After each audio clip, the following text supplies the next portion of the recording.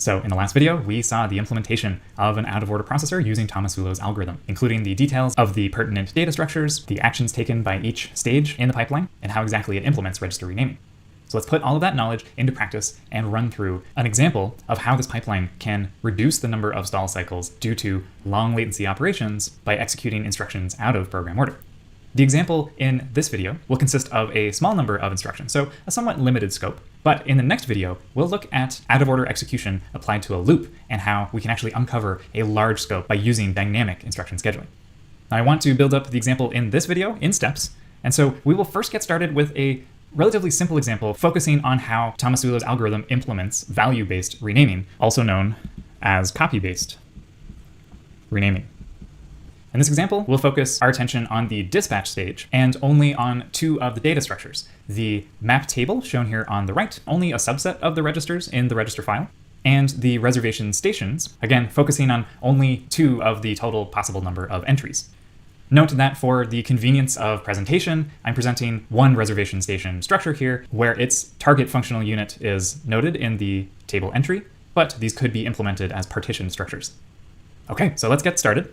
We're at the dispatch stage and we have popped this load instruction from the instruction fetch queue. And so in dispatch, we need to allocate a reservation station for the given instruction.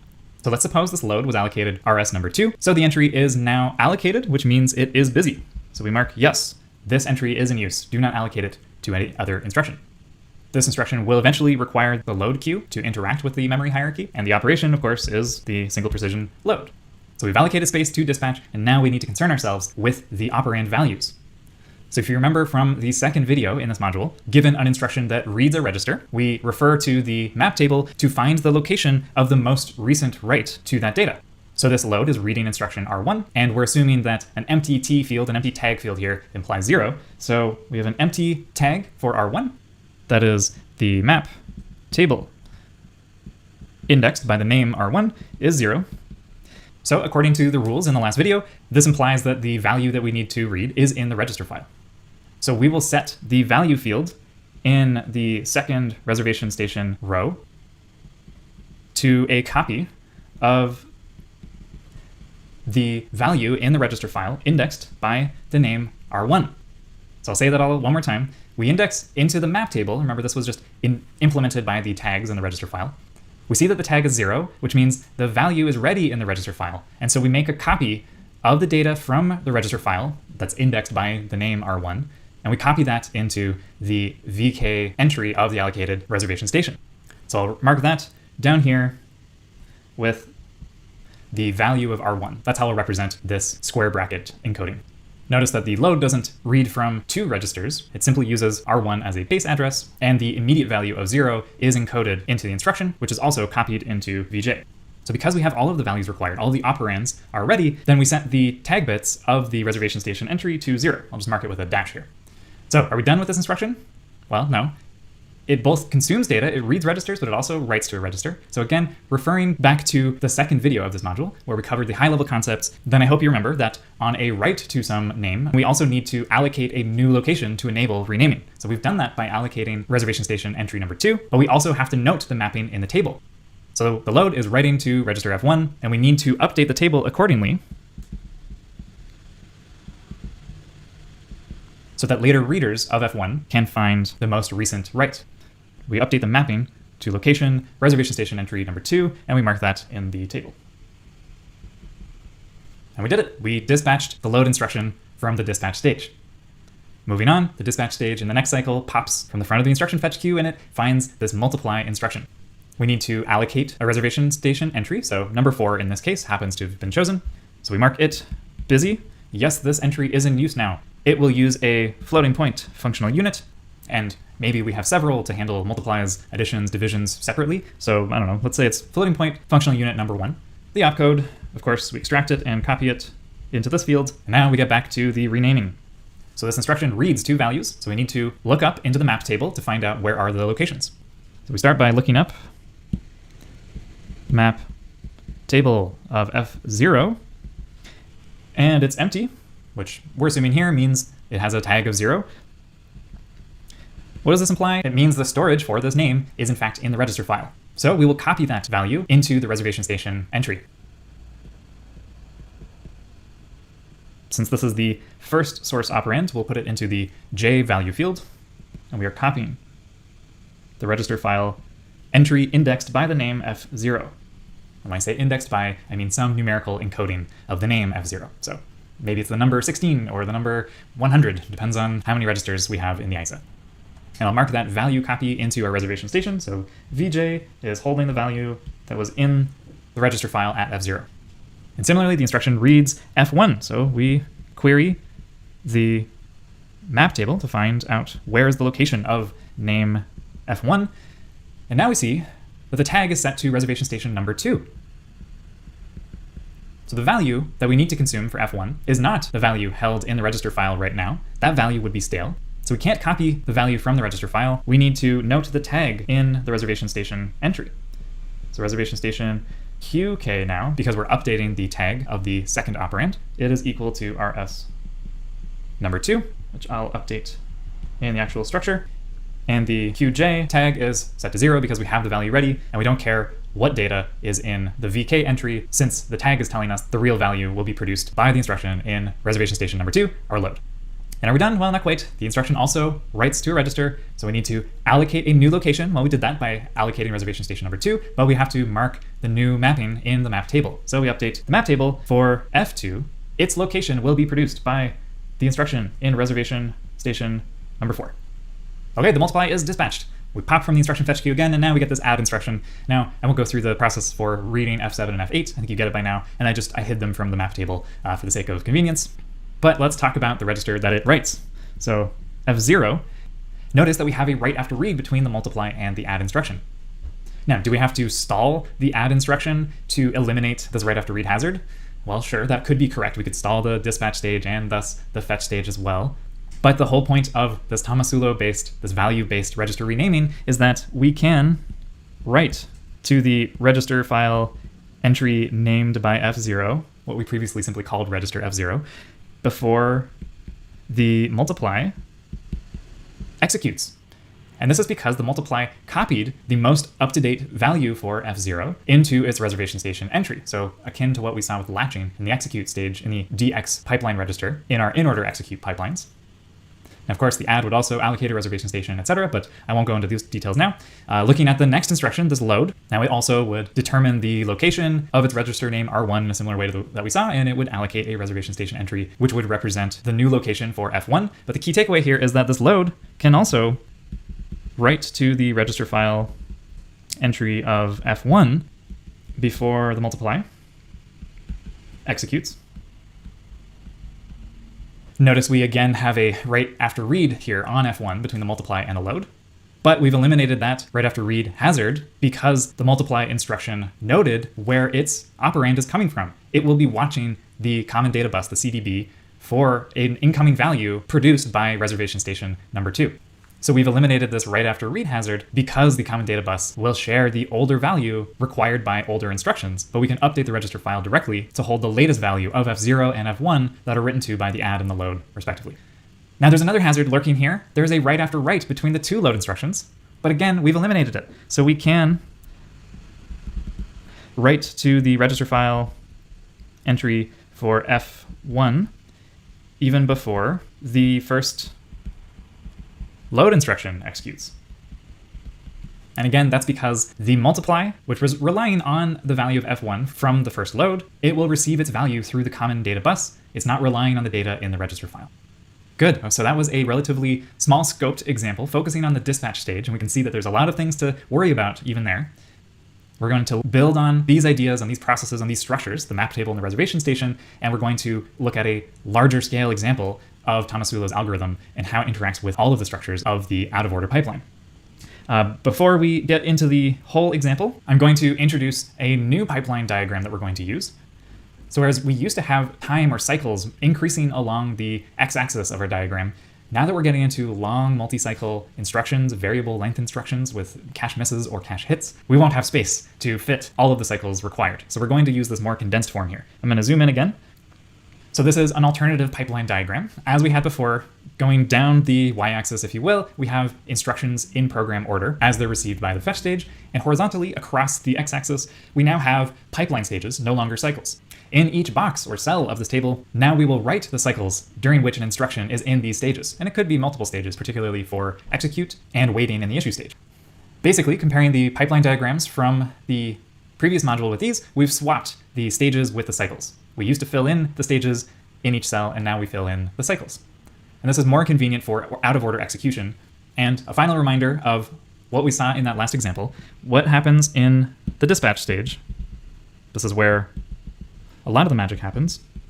So the dispatch stage allocates a reservation station entry, and if the input is ready according to the tags in the map table or the tag column in the register file, then the dispatch stage copies that value into the reservation station value fields, those VJ or VKs. Otherwise, the dispatch stage copies the reservation station number of the given input into the reservation station entry. And crucially, to set up these mappings, we always set the register status, which I've also been calling the map table. That's the implementation of the map table for the output of the instruction. Okay, so we will be studying the state of this set of data structures for Tomasulo's algorithms. We've made some simplifications. For instance, we're hiding some of the complexity of the load store queues and the address generation unit for memory accesses, and I refer you to chapter 3.4.1 for more detail on that. Okay, so what do we have here? Well, let's start with what is known. In the bottom left, we have reservation stations for the floating point add and floating point multiply functional units. These are listed together, but we'll assume that only add operations can be mapped to add entries of the reservation station, and multiplies go to the multiply entries of the reservation stations. In the top right, we have the map table. We saw this in that previous renaming example. It really represents that tag column in the register file of the Tomasulo organization we saw in the beginning of the last video. And I've hidden the register file data for convenience. We're not too worried about the actual data in the register file itself, but we're more interested in the renaming here, the key to dynamic instruction scheduling. In the top left, we have this new pipeline diagram, so the instruction status, and this is our goal, to fill out when each instruction is in which stage. This pipeline diagram will help us determine what the instruction schedule really was. And in the middle here, we have the memory access reservation stations. We're just showing loads because we only have loads in this example. And I've simplified the entries of this memory reservation station table because we're not going to deal with the out-of-order execution and updates of registers R2 and R3 right now. So bear with me, we just have a limited number of entries in that table. And finally, we have a representation of the common data bus. It is a contended resource. After every functional unit finishes its execution, they want to broadcast on this bus, but only one can at a time.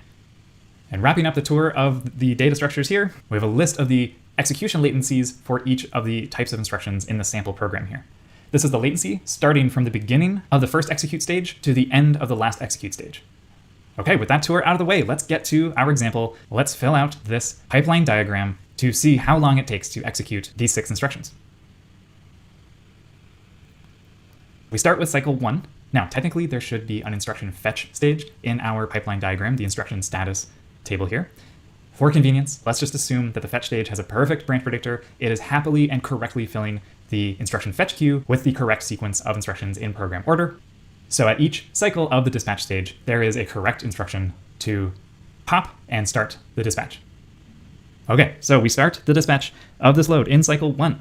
So we need to allocate a reservation station entry from the load store reservation stations. Load 1 is available, so now we mark it busy. We're going to hold on to this entry until write back. Since all tags are initially 0, I have them unmarked, so we'll assume they're 0. Then the dispatch stage copies the value of R2 from the register file to this reservation station entry.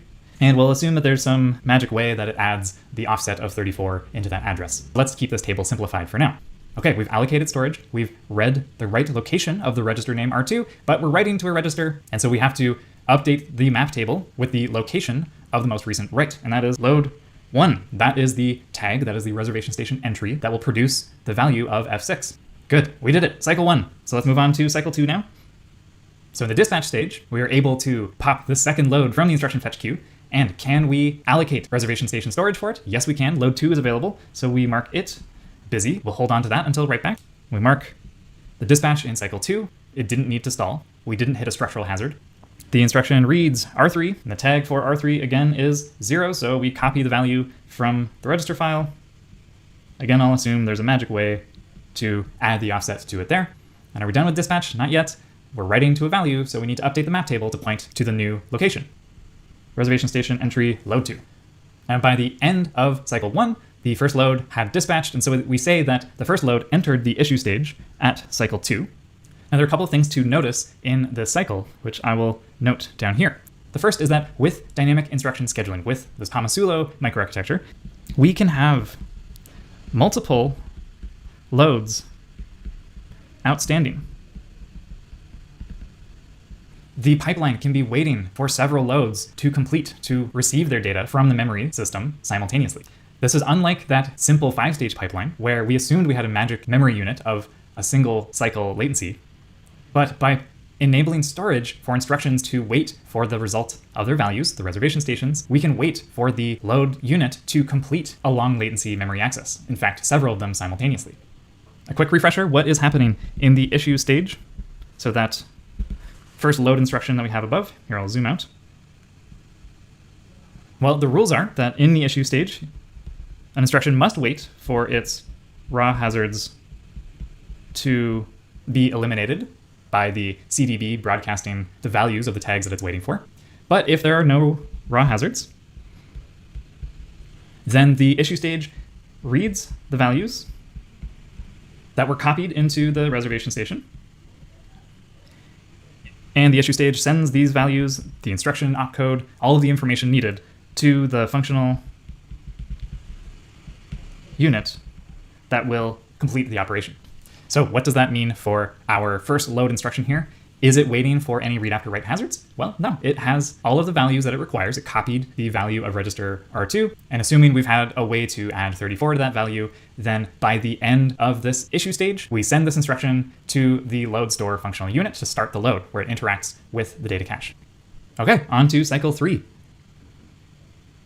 Okay, so what's happening in this cycle? Well, as I just said, the first load starts executing in cycle 3. And if you remember from the latencies table I showed at the beginning of this example, it will spend 2 cycles from the start to the end of execution in the execute stage.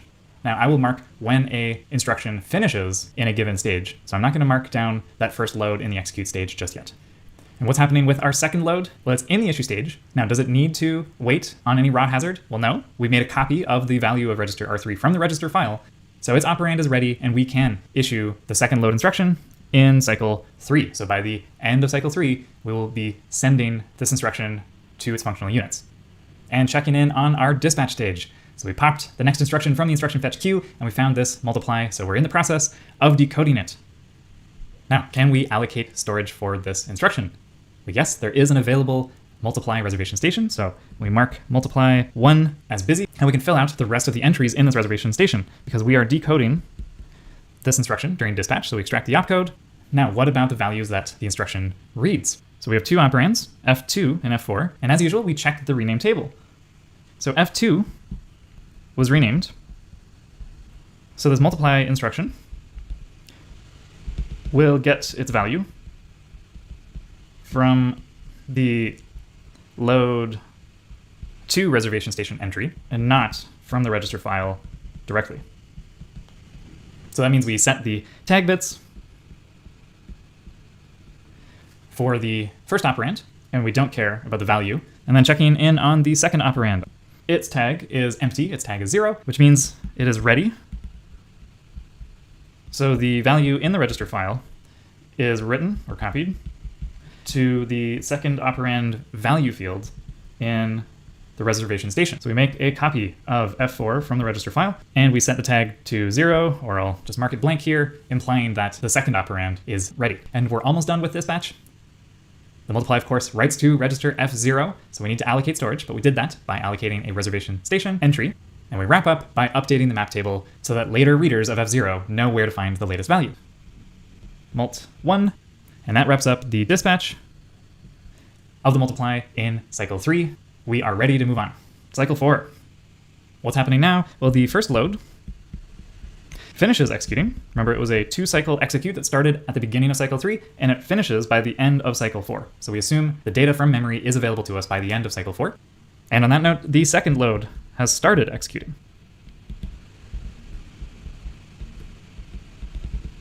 since it issued at the end of cycle 3. Now, our multiply instruction is in the issue stage, but unlike for the loads, not all of its operands are ready. The tag for QJ is non-zero, and so this instruction simply waits in the issue stage. For this reason, I won't mark down cycle 4 in the issue stage for the multiply. I'll only mark down the cycle at which the multiply actually issues, when it sends the instruction to the functional unit. So looking at our subtract instruction, we're in the dispatch, we popped from the instruction fetch queue, and we found this instruction in cycle 4. We need to allocate a reservation station entry, and one is available, so we mark it as busy and fill out its opcode and get to the business of finding the right storage for its named registers. Notice that both F2 and F6 have been renamed. So we can see that in the map table.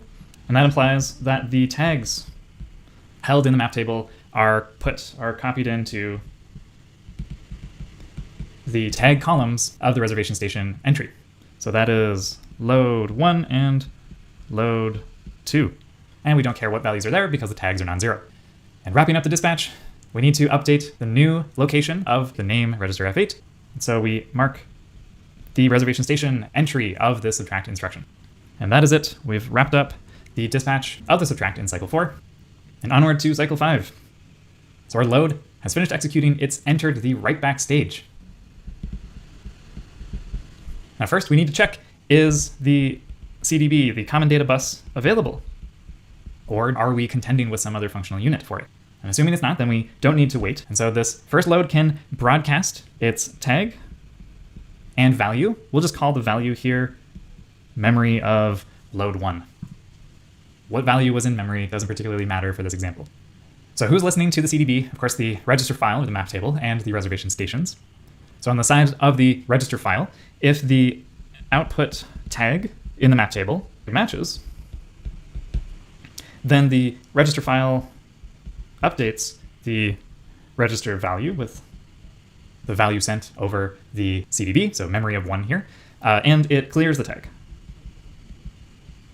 indicating that the location for the most recent write to this register, F6 in this case, is in the register file now.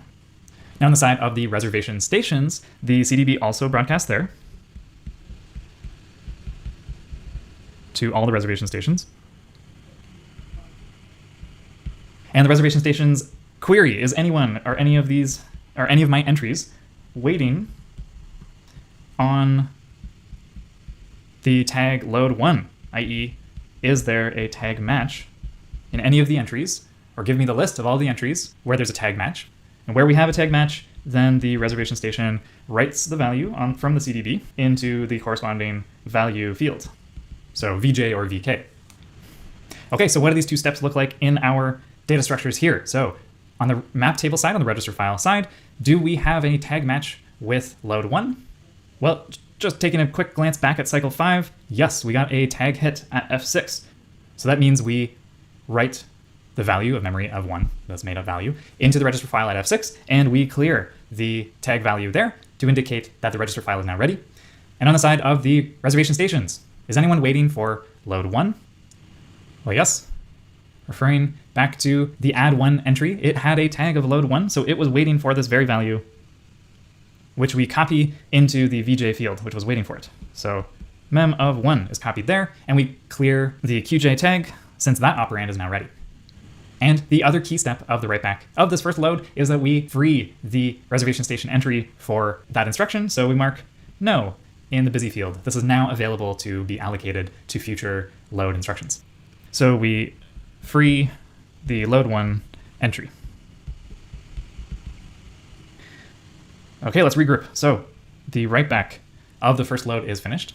Recall that the second load started its execute last cycle, and it's a 2-cycle load latency here. We're assuming a hit in the L1 cache, let's say, and it takes 2 cycles to get the data. So the second load has finished its execute, and we mark it in the table. Revisiting our issue stage, what's the state of the instructions here? Both the add and the multiply, they're still waiting for operands, so they can't issue yet. And so we don't mark anything in the issue column there. And this brings us to the dispatch stage. What's new? What's happening there? Well, we've popped an instruction from the instruction fetch queue, this divide instruction. So we need to allocate an entry for it. Let's assume that this floating point division can execute in the floating point multiply functional unit. So we allocate this entry, it's busy. The opcode is a divide, And let's inspect its data. It is going to read register names F0 and F6. So we inspect them. The F0 register name has been renamed, so we copy that tag into the first tag entry, mult1. And then there's F6. So we just updated the register file. And let's assume that the write back stage occurs in the first half of the cycle, and that map table and register reading occurs in the second half of the cycle. So just to clarify all of that, for the divide, we'll assume there's no pending instruction writing to F6. So we'll assume the dispatch of the divide sees that the tag of F6 has been cleared because the register file is written in the first half of the cycle, not unlike the simple in-order pipeline that we saw in the last module. So returning to our data structures, the dispatch of the divide instruction sees that the value of F6 is ready in the register file, and so we make a copy of it and write that to the VK value field of the mult2 reservation station entry. And are we done? Not yet. The divide writes to the register named F10, and so we have to update the mapping that F10 has been renamed to location mult2. And there we have it. We have completed the dispatch of this divide instruction. Onward, cycle 6. So the second load has entered the write back stage. It is writing its results. The CDB is available, so we can broadcast the tag load2 and the value, and we're not too concerned with what is exactly held in memory here for this load. So we'll just call it mem2 for our second request. Is anyone waiting? So if you refer back to the previous page, you'd see that the mult1 and add1 entries were waiting for load2 in these two tags. You might want to follow along with the PDF. So this means the value from memory is written from the CDB into their VJ and VK entries respectively.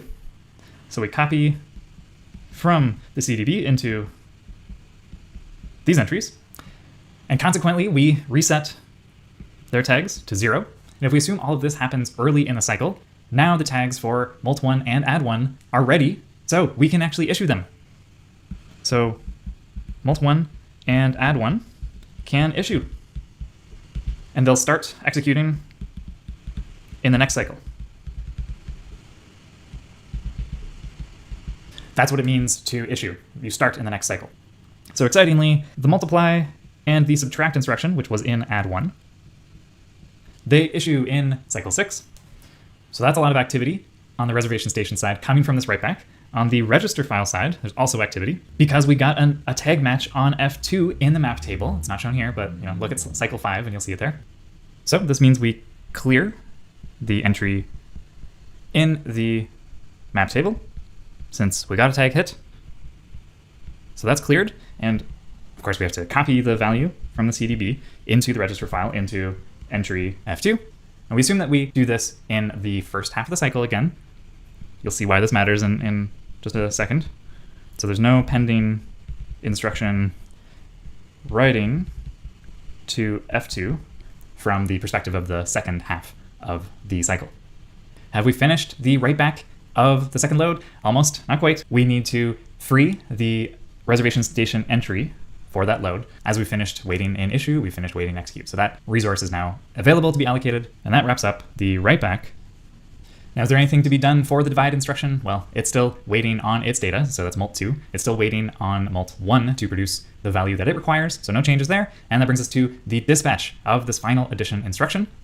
So we need to allocate a reservation station entry, and we have one available here, add2, and we copy the opcode. Now let's inspect the registers it reads. So F8 has been renamed. So we copy add1 into the tag field, so we can make a tag match for the next CDB broadcast of add1. And F2, since the write back of the load instruction happened during the first half of the cycle, then we check the tag bits in the map table and we see that it's 0, so the value is ready in the register file. So we simply make a copy of F2 read from the register file. Now we're almost done with our dispatch of the final add. We write to F6, so we need to update the map table. to point to this new reservation station entry, which will produce the value. This was the tag associated with this new value, add to. And that wraps up our dispatch. Now, before we move on to cycle 7, let's take a second to think about the current state of affairs. So the multiply and the subtract instruction, they just issued this cycle, so they'll be executing next cycle, each taking more than one cycle to complete. So we won't see either of them finish their execution in cycle 7, and the divide instruction, it will still be waiting on its operand, mult1, because this multiply will still be executing. So in fact, for cycle 7, we have no change in the state of these structures. So recapping what I just said, the divide instruction, and in fact the addition, I didn't mention this before, they are waiting on values. They're waiting on their operands to eliminate a raw hazard. And so these instructions, they can't issue in cycle 7 anyway, so we don't see a change in any of these tables. And the multiply and the subtract instruction, they're still executing. Or they've started executing in cycle 7, but we don't record them in the tables at this point. So moving on to cycle 8. Well, the subtract instruction has finished its execution. It started at 7, and it takes 2 cycles from start to end. So the subtract finished its execution in cycle 8, and therefore we're going to see it enter right back in the next cycle, and you can guess that we will see a write back with a tag of add1. So entering cycle 9, the subtract is entering the write back stage. So it is broadcasting its tag add1 on the common data bus with its value. We'll just call this value m minus m, so memory 1 minus memory 2. Again, the value that's broadcast doesn't really matter here. We're trying to track the metadata to enable dynamic instruction execution. And as part of writeback, we check the register file for any tag matches, and it did match for register F8. So the value m minus m, this imaginary value, is copied into the register file at register F8, and we clear the tag in the first half of the cycle to indicate that the register file holds the most recent write of F8. And as part of writeback, we also check the reservation stations for any hits on add1. And if you look at the previous slide, you'll see that there's a tag match on the QJ tag. So we copy the value m minus m into the VJ entry, and we clear the tag. Excitingly, we can now issue this last add instruction in cycle 9. So the add s instruction, both of its operands are now available, say in the first half of the cycle or early in the cycle. And so we can issue. We can send the instruction and its values down to the execution units to start executing in the next cycle. And anything else to do during the writeback of the subtract instruction? Yes, one last thing is to free the resources. So this add1 reservation station entry is no longer busy. It is available to be allocated. Great, so in cycle 9, we finished the writeback of the subtract. The multiply is still executing. We have 10 cycles to wait for it to finish. And as we just saw, the addition issued in cycle 9. And checking in on the divide, it's still waiting for its operand from mult1, from that long latency multiply. So on to cycle 10, we have no change again. So why is that? Well, the addition will start executing, the divide will still be waiting, and the multiply is still executing.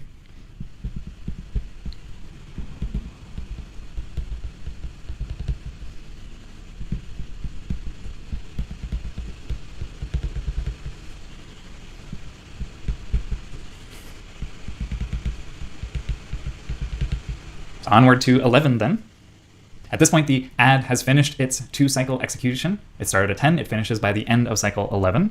So it will enter right back in the next cycle. So let's pay attention to who wants to know about add 2. So that in cycle 12, when we perform the write back of the add instruction, we write its tag, which was add 2, and its value was that made up difference of the 2 memory values plus the value in F2.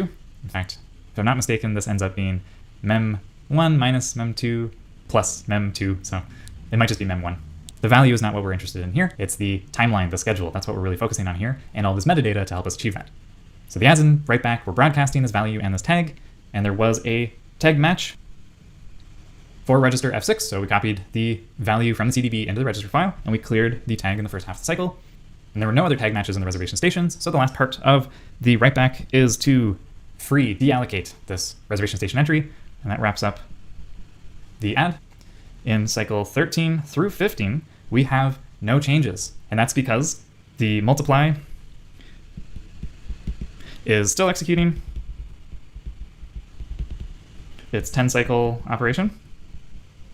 And the divide is still waiting on that multiply to produce its input operand.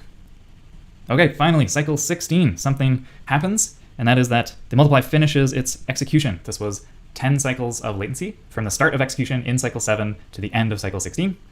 So you can guess we'll enter the write back stage for the multiply in the next cycle, and we'll be looking for the mult1 tag.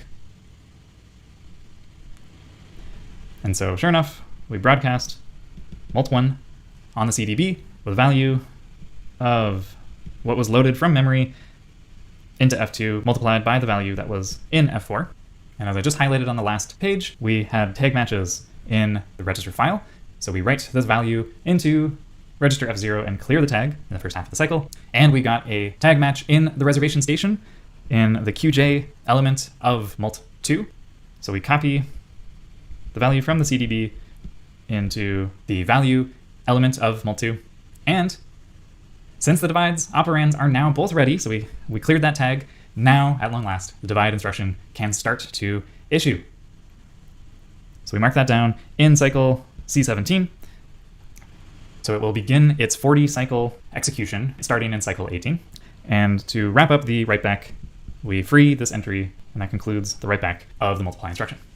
So fast forwarding, nothing really interesting happens here for a while. The divide instruction is a 40 cycle operation. And as I said earlier, it starts executing in cycle 18. So a natural place to fast forward is to cycle 57, when finally the divide finishes its execute. And it commences right back in cycle 58. We broadcast the tag of mult2 and the value. It's getting complicated. Again, the exact value I'm not terribly concerned about. It's the schedule and metadata. That's what we're really interested in as architects, assuming that the value is functionally correct. So we broadcast mult2 over the common data bus, and we get a tag match on F10. So we copy this value into the register file at F10, clear the tag bits. There are no matches to make in the reservation stations because this artificial program has no more work to do.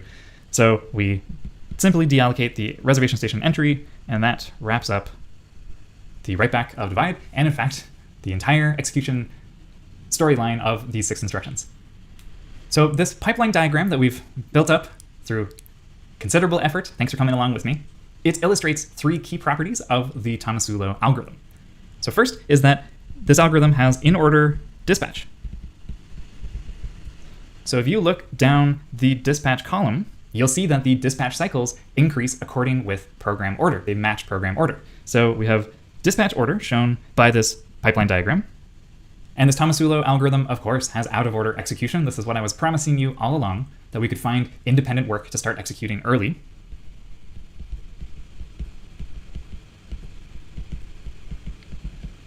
And we see that by looking down the execute column. This really illustrates that instructions start their execute. They get issued to their functional unit in a totally different order than the sequencing of sequential program order. In particular, look at that final add instruction, starting its execution at cycle 11, well before the multiply and divide instructions that preceded. So that column of the diagram shows us the out-of-order execution of Tomasulo, and the last property is out-of-order completion. And we see that in the write-back column. Again, a similar property to the out-of-order execute. The instructions are completing. They're writing back to the register file in a different order than the program order. Now, the execution, as we saw it, was functionally correct. If you substituted your own values in memory and in the register file, you could convince yourself that we respected all read after write dependencies, and we eliminated write after read, write after write hazards. But out-of-order completion should make you a little bit nervous. Remember the complexity that we saw with exceptions and interrupts in the last module. So this will come up again, but I'll just leave this as a hint for now. So summarizing what we have learned so far in this example and through the implementation of the Tomasulo algorithm in the last video, we've seen that the Tomasulo algorithm or organization resolves or eliminates several types of hazards. So the first risk of a hazard is on the instruction buffer, or as we saw, it's implemented by the reservation stations. So this would be a structural hazard. And what was the solution? Well, we stall in the dispatch stage if the instruction buffer, or the reservation station that we need access to, if it's full. Tomasulo also avoids structural hazards on the functional units I didn't show this in my example, but it is achieved by waiting in the issue state. So even if the input operands are ready, if the required functional unit is busy for whatever reason, then the instruction simply waits again for another cycle in the issue stage, and we try to issue it again the next cycle. And how did Tomasulo deal with read after write hazards? Well, it waits in the issue stage until all of its input operands are ready. So we watch those tag bits, and only once they're set to 0, indicating we've received all the necessary values, that's when we can finally issue. So those were the actions that were actively taken to avoid hazards on the instruction buffer, the functional unit, and read after write hazards. But for write after read and write after write hazards, there were no corrective actions that we needed to take at runtime, because by design, these hazards were eliminated through register renaming. So there's no need to wait or stall to eliminate these types of hazards. This is what we were building up to throughout the videos so far, to eliminate these two types of hazards while enabling dynamic instruction scheduling. So in this video, we went through a detailed example of how 6 instructions would be processed by a Tomasulo microarchitecture to achieve dynamic instruction scheduling. And they had some dependencies, and we saw out-of-order execution happen. But this was a relatively limited scope. Now I'm going to pause the video here, but in the next video, we're going to see how dynamic scheduling naturally enables a large instruction scope, a large instruction window, and we'll do so by studying the execution through an example on a loop next time. So I will see you there.